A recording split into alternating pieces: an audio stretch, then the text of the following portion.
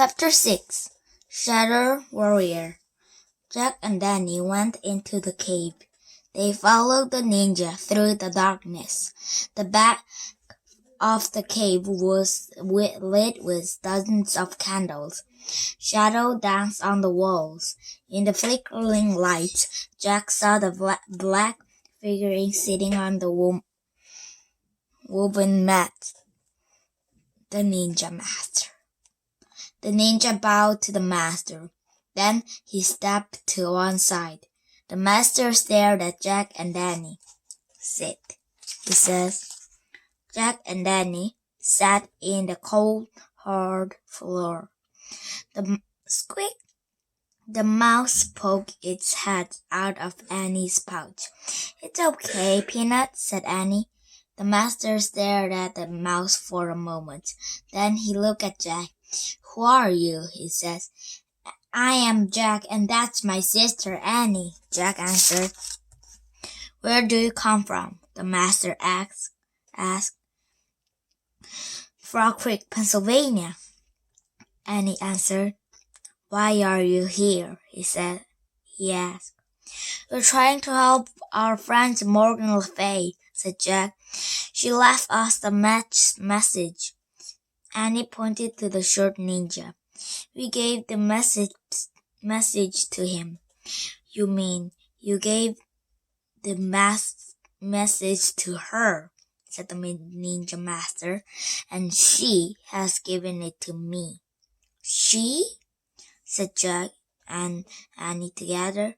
The woman ninja eyes sparkled. Jack thought she might be smiling. The master held up Morgan's note. "Perhaps I can help you," he says. "But first you must prove yourself worthy of my help." Then the tall ninja appeared. He made the sign to the master. The master stood up. He handed the Morgan notes to Annie. "You must go now," he says. "The samurai are close." Samurai? said Jack. He knew what the samurai were. Fierce Japanese fighter. "Were they the ones in the valley?" asked Jack.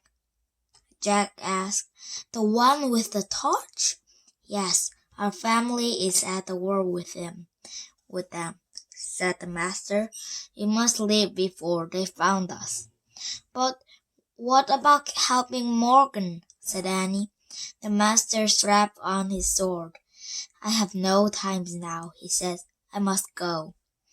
"Can't we go with you?" said Annie.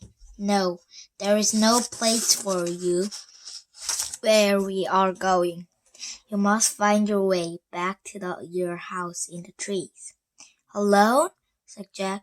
"Yes, you must go alone, and beware of samurai." "Why?" said Jack. They will think you are one of us," said the master. They will ask you no questions. They will show you no mercy." "Yikes," whispered Annie. "But you have seen the way of the ninja." "You can practice yourself now," said the master. "How?" said Jack. "Remember 3 things," said the master. "What?" said Jack. "Use nature. Beware. Follow nature. Be nature. Use nature. Be nature. Follow nature." "I can do that," Annie said. Jack looked at her. "You can?" he says. The master turned to Jack. "Your treehouse lies to the east. That is the way you must go," he said. "How?" wondered Jack. "How do we find the east?" Before he could ask, the master bowed. Then he disappeared into the shadows. The 2 ninjas led Jack and Danny out of the caves into the moonlight. The tall one pointed at the pine forest. Then they two disappeared into the darkness. Jack and Danny were all alone. Chapter 7. To the East. Jack and Danny stood still for a long moment. Annie spoke first. Well, I guess the tall ninja was pointing to the east, she says. I guess that's the way we go. Wait, said Jack. I need to write some stuff down. He took out his notebook. In the moonlight, he wrote 1. Use nature. 2. Be nature. 3. Follow nature. Look, Jack, whispered Annie. Do I look like a ninja? He looked at her.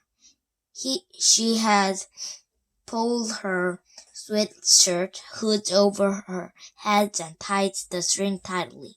She did look like a ninja, a very small one. Good idea, Jack whispered. He pulled his hood up too. Okay, let's go, said Annie. Jack put his notebook away. Then he and Danny headed east to the woods. They slipped between trees, and more trees, and more trees. All the trees looked the same. Jack got confused. Were they still going to the right direction? Wait, he said, and he stopped. They both stared at the woods around them. Do you think we're still going west? East, said Jack. I guess so, said Annie. We can't just guess, said Jack. We have to know for sure. How do we know that? Said Annie. We don't have a compass. Just then the master words came back to Jack. The ninja master said to use nature, he says. How do we do that? Said Annie. Wait, I remember something. Jack closed his eye. He remembered something in the camping book. Now what was it? He opened his eyes. I got it. First, we need a stick, he says. Annie picked out the stick. Here, she says. Great. Now, we just need this space with moonlight, said Jack. There, said Annie. They moved into a moonlit space between the shadows. Now, push the stick into the ground, Jack says. Annie pushed the stick into the ground. The stick's shadow looked like it's more than 6 inches, said Jack. What do you think? It's look like it, said Annie.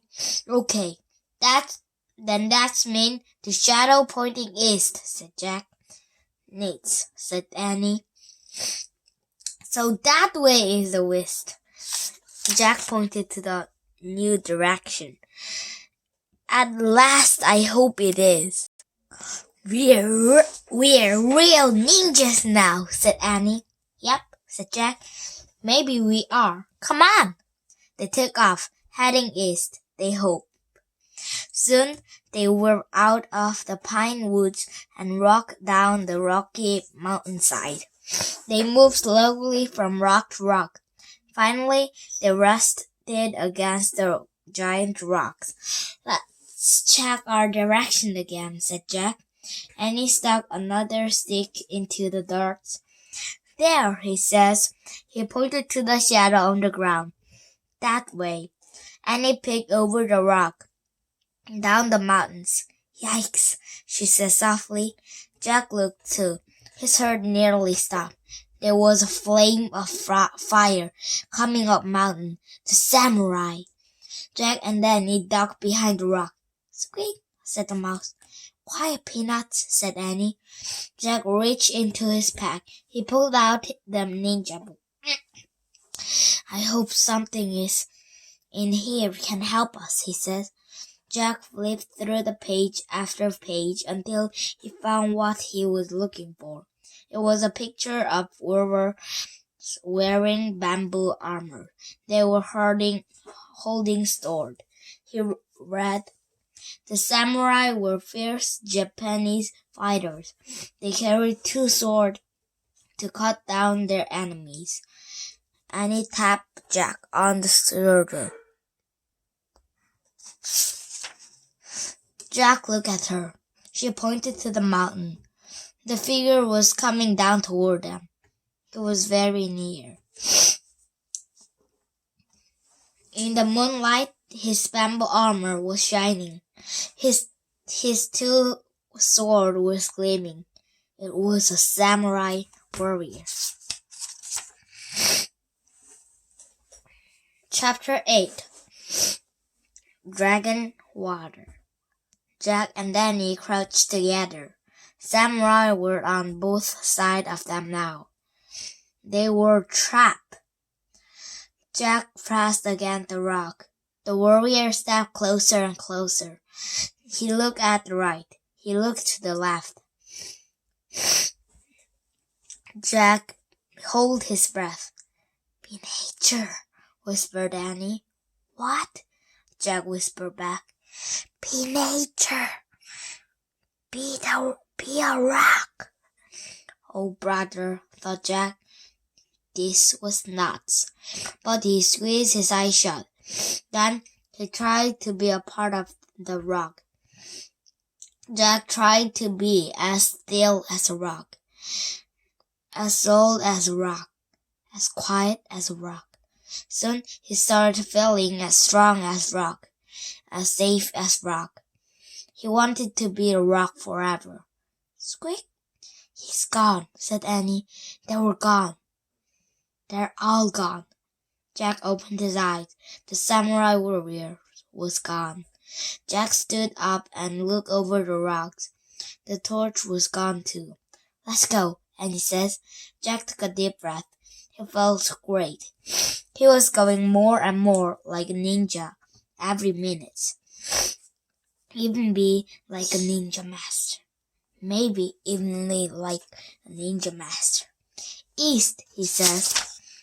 They went east, down the mountain between the rock until they came to the wide ice streams. The water seemed even wider than before. "I don't see the tree house," said Annie. Jack looked across the stream to the dark grove of trees. Moonlight shone on their pale flower. But there was a tree house? "I don't see it either," said Jack. "We have to cross the water first. Then we'll try to find it." The water was crouching and rushing over the rock. Squeak!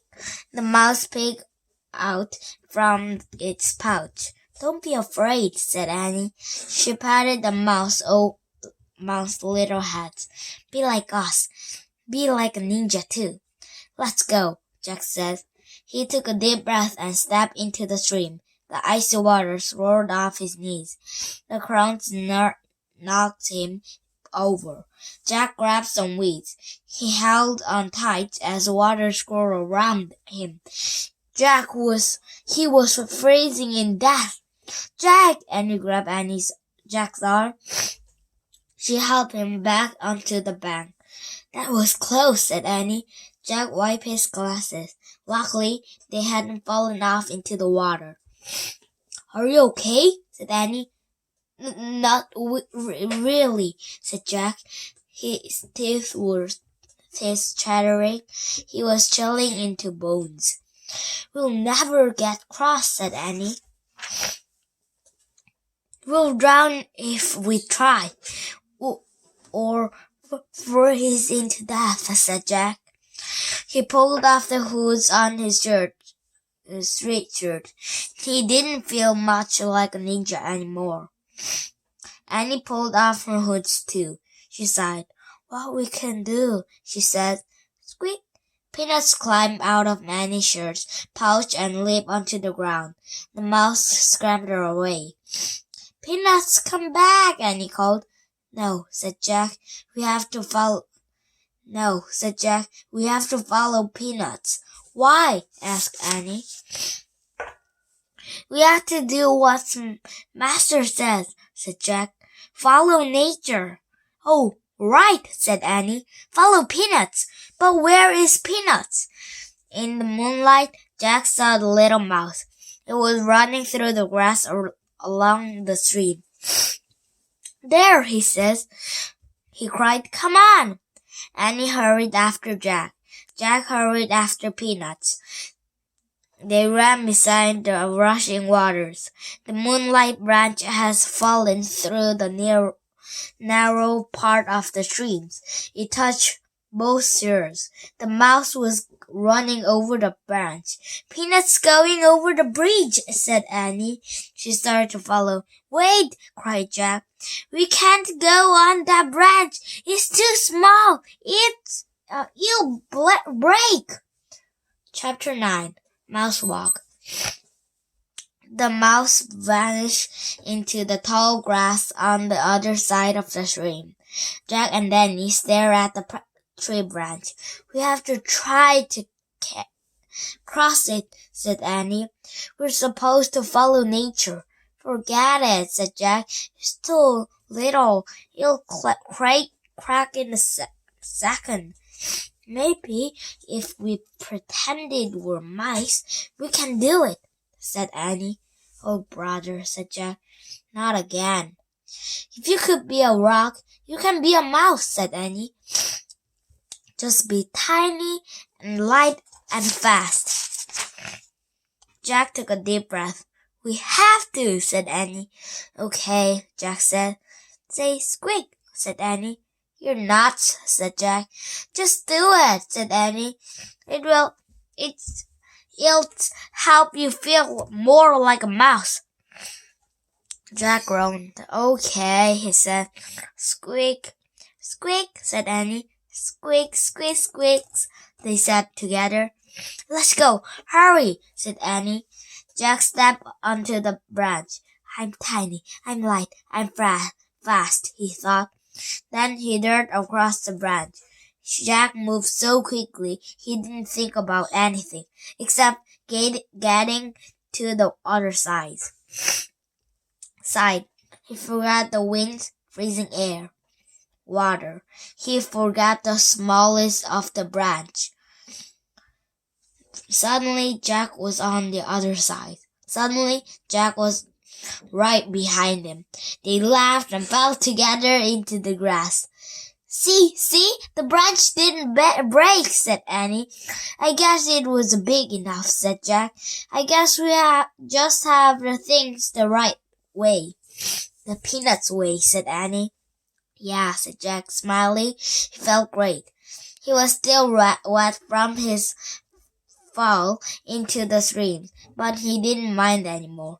Jack pushed his glasses into place and stood up. Okay, now we just have to find Treehouse, he says. No, we don't, said Annie. She pointed up. The treehouse was outlined against the moonlit sky, high in the tree, surrounded by white flowers. In the distance came the sound of the voice. Then Jack saw flames.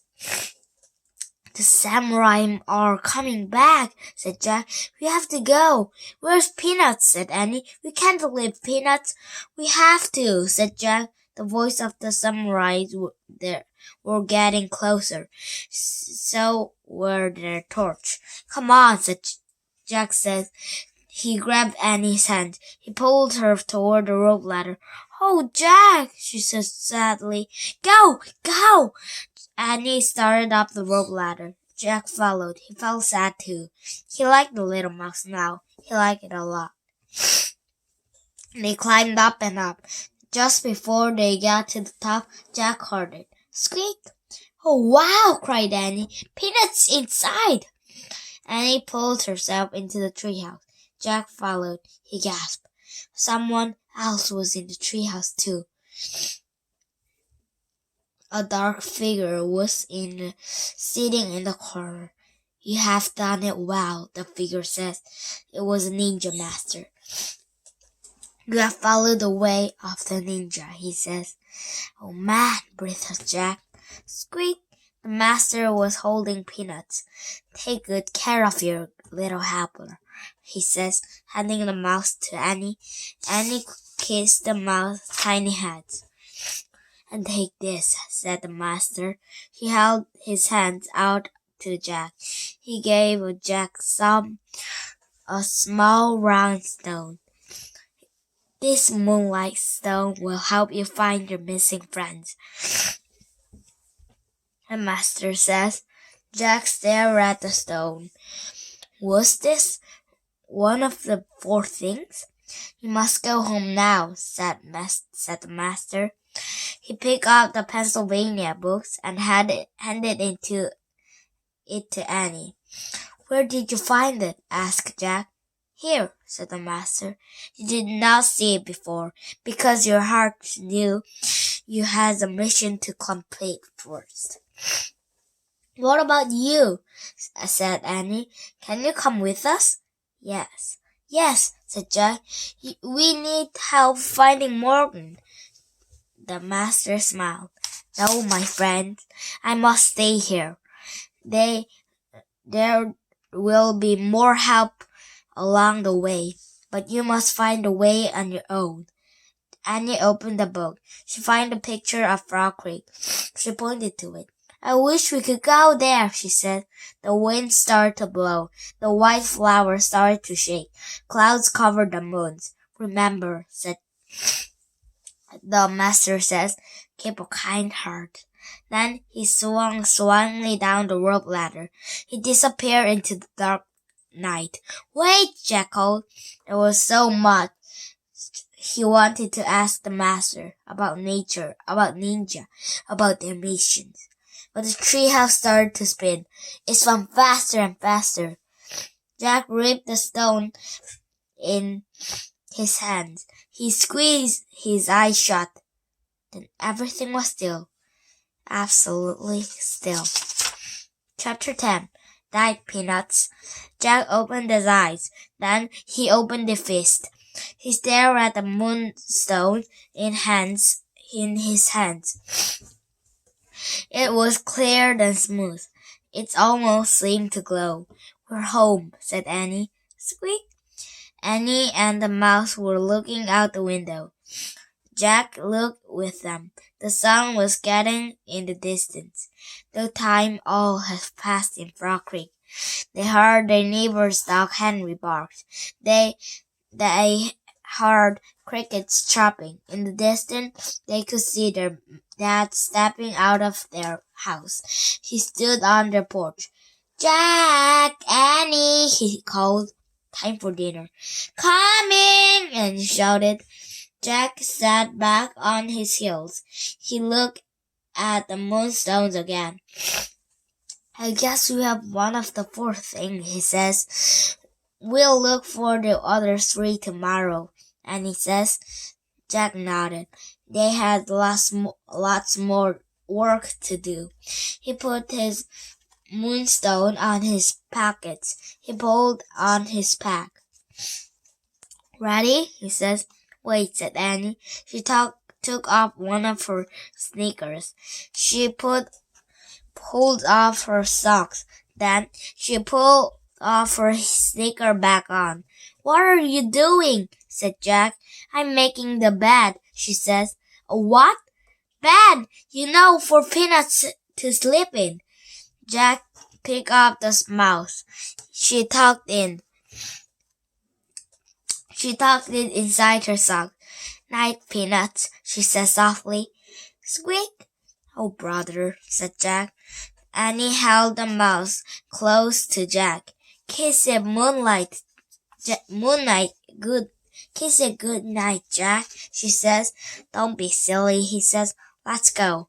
Thanks for helping us, Annie said to the mouse. She put Peanuts gently down on the growing arm. She pulled Morgan's message out of her porch, and put